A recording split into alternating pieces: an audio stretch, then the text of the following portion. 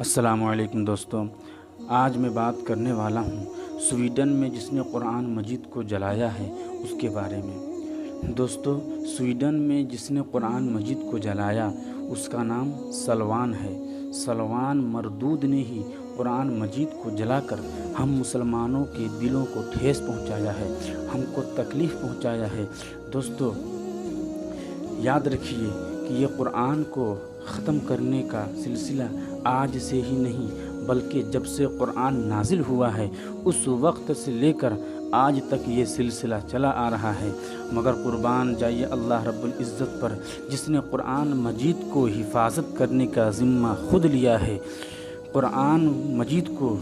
جب سے نازل ہوا ہے اس وقت سے لے کر آج تک جس انسان نے جس شخص نے قرآن مجید کو مٹانے کی کوشش کی یا اس کو بدلنے کی کوشش کی، اللہ رب العزت نے اس کی ہستی کو ہی مٹا دیا، اس کو ہی تباہ و برباد کر دیا۔ آپ کھلے میں ہی اس انسان کو دیکھ لیجئے جس کو وسیم رضوی کہا جاتا ہے، وہ کچھ مہینہ پہلے قرآن مجید کی 26 آیتوں کو بدلنے کی بات کر رہا تھا، مگر اللہ اکبر، آج اس کی حالت دیکھ لیجئے آپ۔ آج اس کا عالم یہ ہے کہ کہ اللہ رب العزت نے اس کو اسلام سے خارج کر دیا، اس کو اسلام سے باہر نکال دیا، اور آج وہ سادھو سنت والوں کا کپڑا پہن کر گھوم رہا ہے۔ یہاں تک کہ اس نے اپنا نام بھی بدل لیا ہے، اور پھر اس کا ایک ویڈیو ابھی کچھ روز پہلے سامنے آیا تھا، میرے سامنے سے گزرا تھا، جس میں وہ بہت لاچار اور بے بس نظر آ رہا تھا۔ وہ جو ہے کہ اس کو سارے لوگ، اس کو کوئی پوچھ نہیں رہا تھا، اس کو پوچھنے والا کوئی نہیں تھا، مگر کہنے کا مطلب یہ ہے کہ قرآن مجید کا حفاظت کرنے کا ذمہ خود رب تبارک و تعالیٰ لیا ہے۔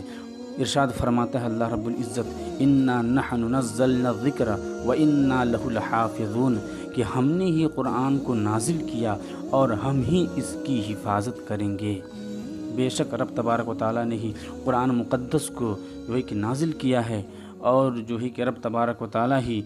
اس قرآن کو حفاظت کرنے کا ذمہ لیا ہے۔ دوستو، یاد رکھیے، جو اسلام کے جو کھلے دشمن ہیں، جو ہم مسلمانوں کے دشمن ہیں، ان لوگوں کی یہ ناپاک سازشیں ہیں، ان لوگوں کی یہ ناپاک کوششیں ہیں۔ وہ یہ چاہتے ہیں کہ مسلمانوں سے 4 چیز کو دور کر دو، مسلمان تباہ و برباد ہو جائیں گے۔ کفار لوگ، اسلام کے دشمن لوگ یہ چاہتے ہیں کہ ان کی 4 چیزوں کو ان سے دور کر دو تو مسلمان تباہ و برباد ہو جائیں گے۔ اس میں سے پہلا کیا ہے؟ پہلا یہ ہے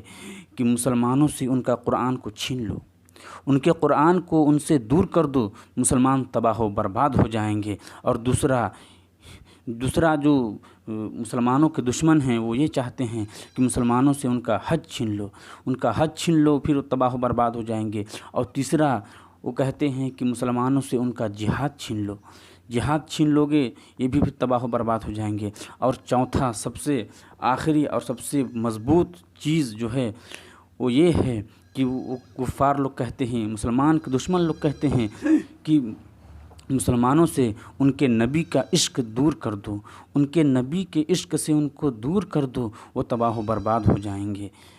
اور ایسا ہوا بھی ہے کہ جب مسلمان اپنے نبی کی محبت سے دور چلے گئے ہیں، اپنے قرآن سے دور چلے گئے ہیں، تو وہ تباہ و برباد ہوتے ہوئے نظر آئے ہیں، مگر پھر جب اپنے نبی سے عشق کر لیے ہیں اور اپنے قرآن کی طرف لوٹ چکے ہیں تو رب تبارک و تعالیٰ ان کو پھر سے کھڑا کر دیا ہے۔ تو کہنے کا مطلب یہ ہے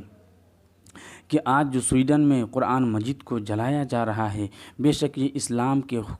کے کھلے دشمن ہیں۔ یہ اس بات کی دلیل ہے کہ قرآن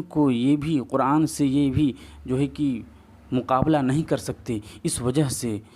سے قرآن کو جلایا جا رہا ہے۔ قرآن سے یہ مقابلہ نہیں کر سکتے، اس لیے قرآن کو یہ جلا رہے ہیں۔ اور یاد رکھیے کہ انسان جب باتوں سے نہیں جیت سکتا تو انسان پھر گالیوں کا استعمال کرتا ہے، انسان پھر گالی دینے لگتا ہے۔ تو سویڈن میں جو واقعہ ہو رہا ہے، سلوان نے جو کیا، وہ اس بات کی دلیل ہے کہ ہم قرآن سے نہیں لڑ سکتے، ہم قرآن کا مقابلہ نہیں کر سکتے، تو اب قرآن کو جلایا جائے۔ مگر یاد رکھنا میں ان لوگوں سے کہہ دینا چاہتا ہوں کہ جو اسلام کے کھلے دشمن ہیں، جو رب تبارک و تعالیٰ کے غضب کو پکار رہے ہیں، اللہ کے غضب کو، اللہ کے عذاب کو